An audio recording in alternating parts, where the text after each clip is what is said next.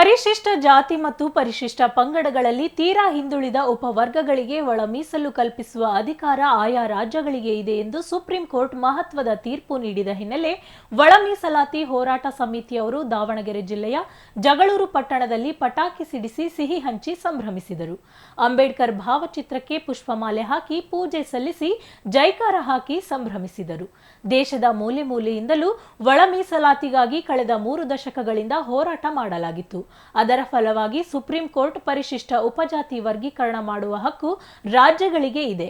ಸಂವಿಧಾನದ 14ನೇ ವಿಧಿ ಅನ್ವಯ ರಾಜ್ಯಗಳೇ ಜಾತಿ ಪಟ್ಟಿ ವಿಂಗಡಿಸಬಹುದು ಎಂದು ತೀರ್ಪು ನೀಡಿರುವುದು ನಮಗೆಲ್ಲ ಆಶಾಭಾವನೆ ಮೂಡಿಸಿದೆ ಎಂದರು.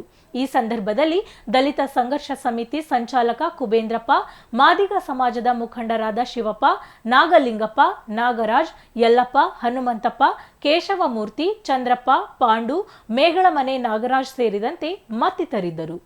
ಬಹಳ ಮುಖ್ಯವಾದ ಸುಪ್ರೀಂ ಕೋರ್ಟ್ ಆದೇಶ 7 ಸದಸ್ಯರ ಪೀಠವ ಒಪ್ಪಿಕೊಂಡಿದೆ, ಒಳ ಮೀಸಲಾತಿಯನ್ನು ಕೊಟ್ಟಿದೆ ಅಂತ ಹೇಳಿದ್ರೆ ಬಹುಶಃ ಕರ್ನಾಟಕ ರಾಜ್ಯದ ಮಾದಿಗ ಸಮುದಾಯಕ್ಕೆ ಒಂದು ನ್ಯಾಯ ಸಿಕ್ಕಂತೆ ಅಂತ ಹೇಳ್ಬಿಟ್ಟು ನಾವು ಅದನ್ನು ಭಾವಿಸ್ತೇವೆ.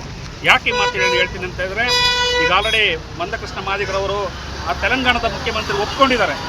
ನಾನು ಸದಾಶಿವ ಆಯೋಗವನ್ನು ಈಗೇನು ನಮ್ಮ ಕರ್ನಾಟಕದಲ್ಲಿ ಇದೇ ಆಯೋಗ ಇದೆಯಲ್ಲ ಅದ ಯಥಾವತ್ತವಾಗಿ ಮಾಡಿದರು ಅಂತ ಹೇಳಿದರೆ ನಮ್ಮೆಲ್ಲರಿಗೂ ಸಮೇತವಾಗಿ ಸಮಪಾಲು ಡಾಕ್ಟರ್ BR ಅಂಬೇಡ್ಕರ್ ಒಂದು ಕಡೆ ಹೇಳಿದ್ದಾರೆ.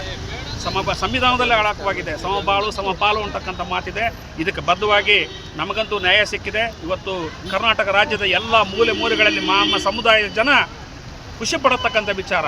ಯಾಕೆ ಮಾತನ್ನು ಹೇಳ್ತೀನಿ ಅಂತಂದರೆ, ಆ ಸುಪ್ರೀಂ ಕೋರ್ಟು ಒಂದು 7 ಜನ ಸದಸ್ಯರ ಒಂದು ಪೀಠ ಒಪ್ಕೊಂಡಿದೆ, ಒಳ ಮೀಸಲಾತಿಯನ್ನು ಮಾಡಬಹುದಾಗಿದೆ ಅಂತಕ್ಕಂಥದ್ದು. ಇದು ಹೆಮ್ಮೆ ವಿಚಾರ. ಇದು ಜಾರಿಗೆ ಬರಲಿ ಅಂತ ಹೇಳ್ಬಿಟ್ಟು ನಾನು ಕರ್ನಾಟಕ ರಾಜ್ಯದ ಮುಖ್ಯಮಂತ್ರಿಗಳಲ್ಲಿ ಮತ್ತು ಎಲ್ಲರಲ್ಲೂ ನಾವು ಮನವಿ ಮಾಡಿಕೊಳ್ತೇನೆ. ಇದರ ಬಗ್ಗೆ ತೀಕ್ಷ್ಣವಾಗಿ ನಮ್ಮ ಸಮುದಾಯದ ಎಲ್ಲ ನಾಯಕರು, ಬಹುಶಃ ಎಲ್ಲ ನಾಯಕರು ಸೇರ್ಕೊಂಡು ಇದನ್ನು ಜಾರಿಗೊಳಿಸಬೇಕು.